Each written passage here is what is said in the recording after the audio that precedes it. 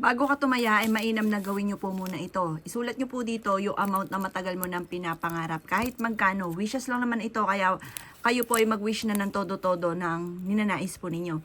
Halimbawa, dahil ako ay favorite ko ang 7, sabihin ko lang dito ay 7 million or kaya 7 billion. O bahala po kayo mga bossing.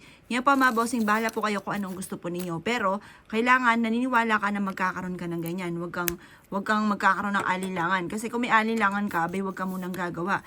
Isa ito sa mga sikreto para ikaw ay makapanalo. Kung hindi natatanong mga bossing ko, favorite ko po ito dahil ako po ay nakakapanalo. At ako po mga bossing ko ay isa sa mga subok na ito. Itong ginagawa kong gusto na hindi ako makapaniwala sa mga blessing na dumarating. Kaya subukan nyo po siya. Isang buo na dahon ng laurel, tapos ganoon din yung bawang. Kahit hindi nyo nabalatan yung bawang.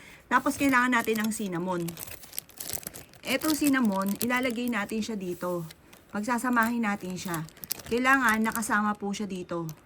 Yan, sabihin niyo po dito, magkakaroon ako ng maraming pera. Ganyan ang gagawin po ninyo mga bossing. Ang cinnamon, marami kang mabibila ng ganito sa supermarket, kahit sa mga online, marami kang mabibilhan. Ngayon, etong tatlong ito, perfect na sangkap ito para makapanalo ka ng malaking halagang pera. Kung gusto mo yung hindi pipitsuging pera, ito ang kailangan po ninyo para ikaw ay magkaroon ng maraming pera. Ngayon mga bossing ko, ang gagawin nyo, alas 7 ito ng umaga ang paggawa.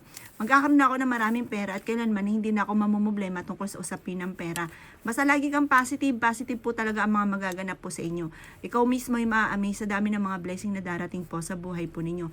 Proven po ito mga bossing. Gagawin nyo lamang, basta lagi kang positive at pagkatapos, tutupiin nyo po ito.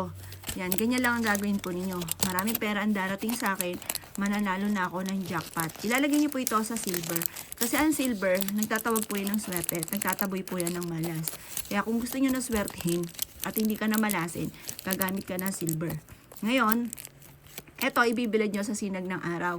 Sabihin nyo, mananalo na ako ng jackpot. Or kaya sa aking negosyo, ay magkakaroon ako araw-araw ng malaking benta.